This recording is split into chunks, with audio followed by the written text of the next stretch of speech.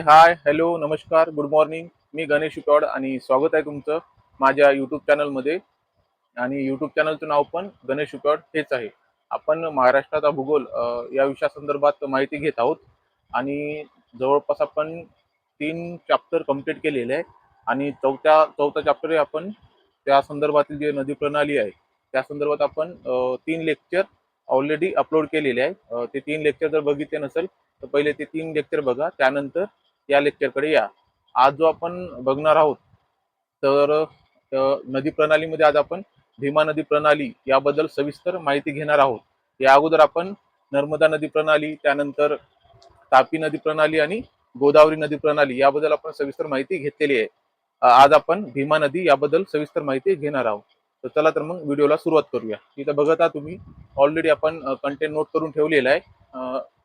ते जे काही फॅक्च्युअल माहिती आहे ते सुरुवातीला आपण समजून घेऊया. आता भीमा नदी प्रणालीचा अभ्यास करत असताना आपल्याला एक गोष्ट समजून घ्यावी लागेल का महाराष्ट्रातून जे उगम पावणारी कृष्णा नदी आहे, भीमा नदी हे कृष्णा नदीची एक प्रमुख उपनदी आहे. पण भीमा नदीचा स्वतंत्र प्रवाह महाराष्ट्रात असल्यामुळे आपण त्याला सेपरेट नदीखोऱ्यामध्ये अभ्यासत असतो. तर त्यामुळे आपण सेपरेट नदीखोरे बघत असतो. तर त्या संदर्भात आपण इथं भीमा नदी खोरे स्वतंत्ररित्या अभ्यासणार आहोत. इथं बघू शकता तुम्ही जे फॅक्च्युअल माहिती आहे भीमा नदी संदर्भात. भीमा नदीचा उगम कुठे आहे, कोणत्या पर्वतातून उगम पावते, तालुका कोणता आहे, जिल्हा कोणता आहे, एकूण लांबी किती आहे, महाराष्ट्रात लांबी किती आहे, याबद्दल आपण सविस्तर माहिती इथं नोट करून दिलेलं आहे. तरी पण एकदा आपण रिवाइज करून घेऊया. बघू शकता तुम्ही इथं भीमा नदीचा उगम कुठे आहे. भीमा नदीचा उगम हे सह्याद्री पर्वतात आहे. आपण सुरुवातीचं जे लेक्चर आहे जो प्राकृतिक भूगोल या संदर्भात आपण सह्याद्री पर्वताबद्दल सविस्तर माहिती बघितलेली आहे. तर सह्याद्री पर्वतामध्ये भीमाशंकर या ठिकाणी सह्याद्री पर्वतामध्ये भीमाशंकर या ठिकाणी भीमा नदीचा उगम आहे. आता तालुका कोणता आहे, तालुका खेड आणि जिल्हा पुणे. परत एकदा बघूया आपण भीमाशंकर या ठिकाणी सह्याद्री पर्वतामध्ये भीमाशंकर या ठिकाणी तालुका खेड जिल्हा पुणे येथे भीमा नदीचा उगम आहे. आणि भीमा नदी महाराष्ट्रात भीमा नदीची जी एकूण लांबी आहे ती आहे 451 किलोमीटर. आणि एकूण लांबी पूर्ण देशामध्ये किंवा कर्नाटकमध्ये कृष्णा नदीला मिळेपर्यंत भीमा नदीची जी एकूण लांबी आहे ती आहे 860 किलोमीटर. हे फॅक्च्युअल माहिती आहे. हे पाठ करून ठेवणं खूप सोयीस्कर राहील. किंवा वारंवार लेक्चर किंवा रिव्हिजन जर करत असेल तर त्यामध्ये ऑलरेडी ते लक्षात राहून जाते. भीमा नदीची एकूण लांबी 860 किलोमीटर आणि महाराष्ट्रात एकूण लांबी 451 किलोमीटर. आता महाराष्ट्रात जे 451 किलोमीटर आहे भीमा नदीचा, तर ते प्रामुख्याने भीमा नदी महाराष्ट्रामध्ये 2 जिल्ह्यातून प्रवाहित होते.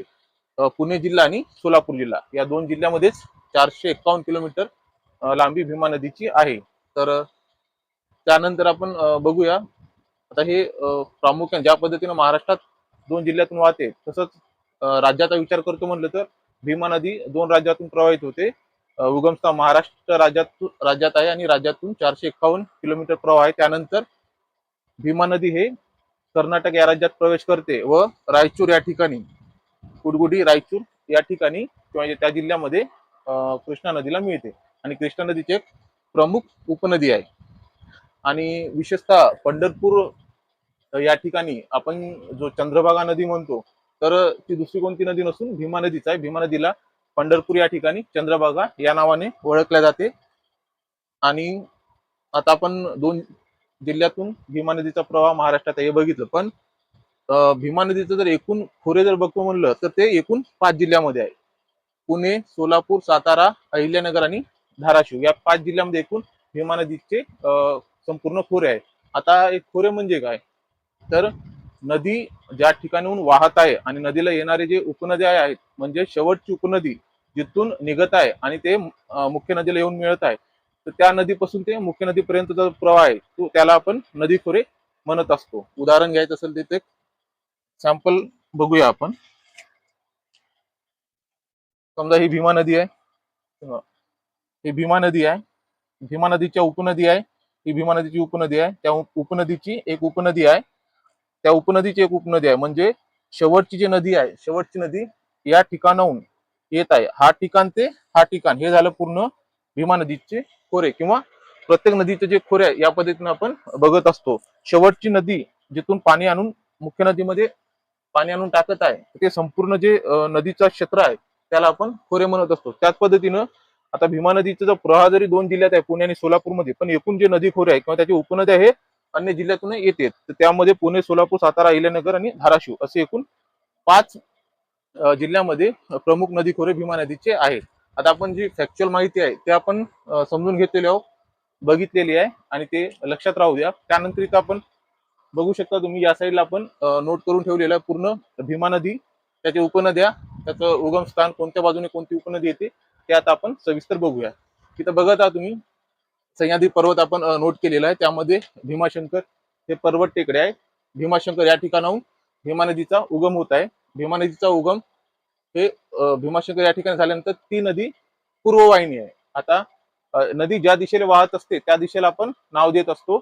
आणि अगोदरच्या लेक्चरमध्ये पूर्व आणि उजवी बाजू, डावी बाजू कशा पद्धतीने आपण बघत असतो किंवा कशा पद्धतीनं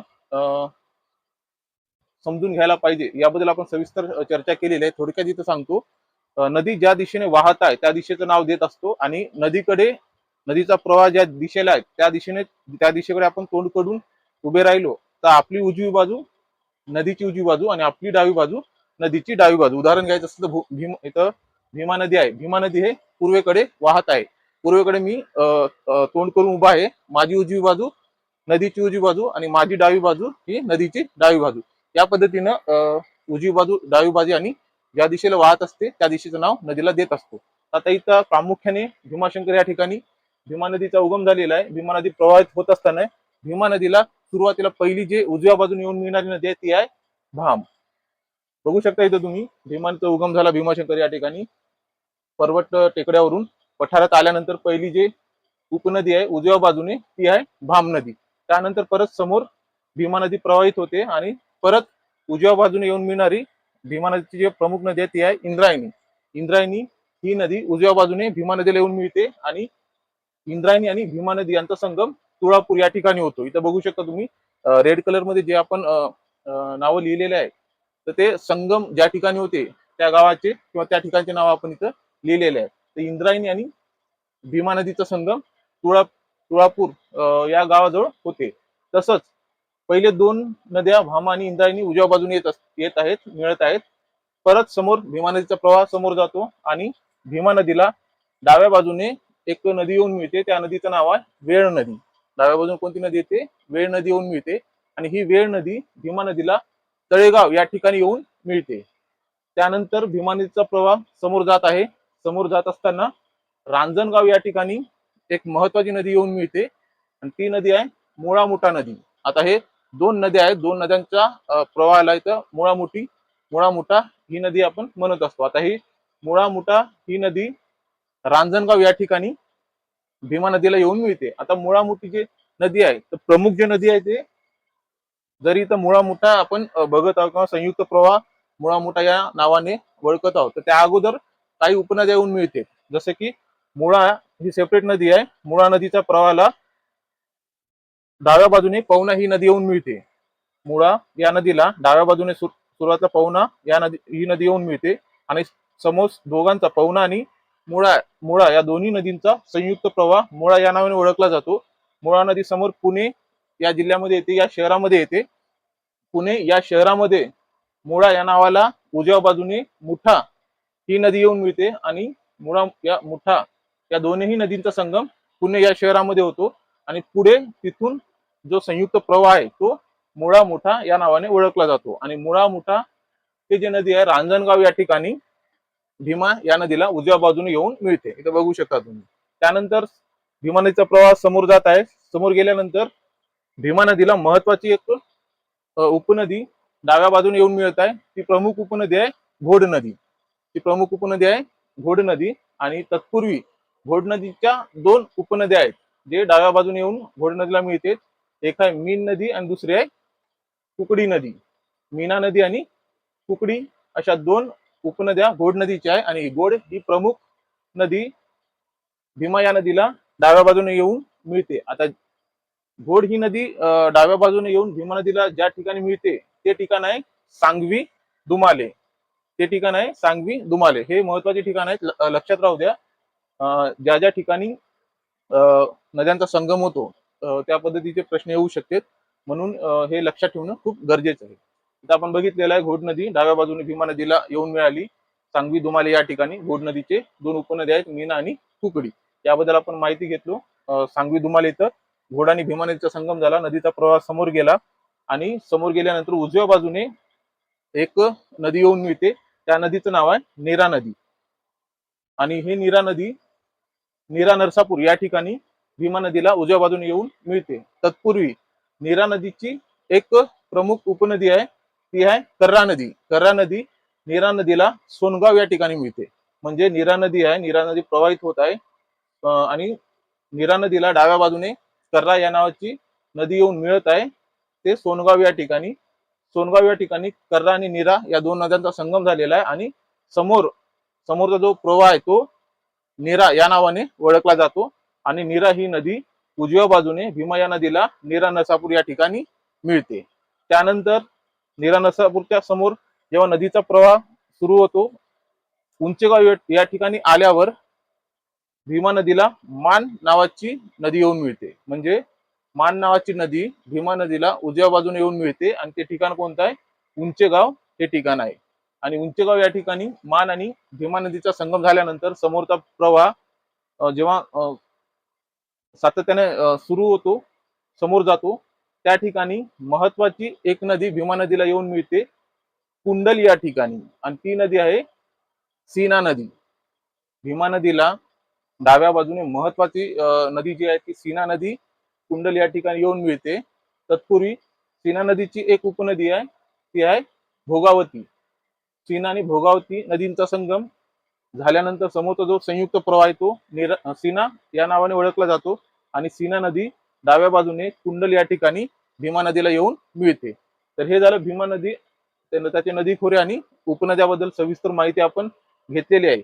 आता कुंडल या ठिकाणी सीना नदी आणि भीमा नदीचा संगम झाल्यानंतर समोरचा जो प्रवाह आहे तो कर्नाटक या राज्यात जातो. आणि आपण अगोदर माहिती घेतली, भीमा नदीचा जो प्रवाह आहे तो दोन राज्यामध्ये आहे, महाराष्ट्र आणि कर्नाटकमध्ये. आणि समोर कर्नाटक या राज्यात गेल्यानंतर कृष्णा नदीला कुरगुड्डी या ठिकाणी जिल्हा रायचूर भीमा नदी कृष्णा नदीला मिळते. आता हे कृष्णा नदी आणि भीमा नदीचा संगम कुरगुडी रायचूर या जिल्ह्यामध्ये होतो आणि तिथं भीमा नदी कृष्णा नदीने विलीन होते आणि समोरचा प्रवाह हा कृष्णा या नावाने ओळखला जातो.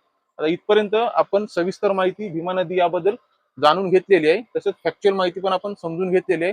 तत्पूर्वी आपण भौगोलिक दृष्ट्या कशा पद्धतीनं कोणत्या पर्वतांनी जे भीमा नदी खोरे आहे ते डिवाइड केले आहे ते समजून घेऊया. आपण सुरुवातीला जेव्हा नदी प्रणाली याबद्दल माहिती घेत होतो, त्यामध्ये आपण नर्मदा नदी प्रणाली, त्यानंतर तापी नदी प्रणाली, त्यानंतर गोदावरी नदी प्रणाली याबद्दल सविस्तर माहिती घेतलो.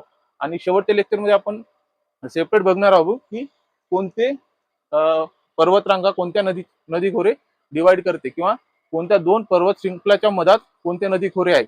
या लेवलला प्रश्न आलेले आहेत, त्या अँगलनं आयोगाने असो किंवा अन्य स्पर्धा परीक्षामध्ये वारंवार प्रश्न येत आहेत. आणि नदी प्रणालीवर खूप भीमा नदी प्रणाली आणि गोदावरी नदी प्रणाली एक प्रकारे खूप महत्वाचे टॉपिक आहेत. तर त्या अनुषंगाने आपण सविस्तर बघणारच आहोत समोर. तर तत्पूर्वी आपण इथं बघूया, भीमा नदी जी प्रणाली आहे त्याला पश्चिमेकडे सह्याद्री पर्वत आहे. सह्याद्री पर्वतामध्ये भीमाशंकर या ठिकाणी भीमा नदीचा उगम आहे.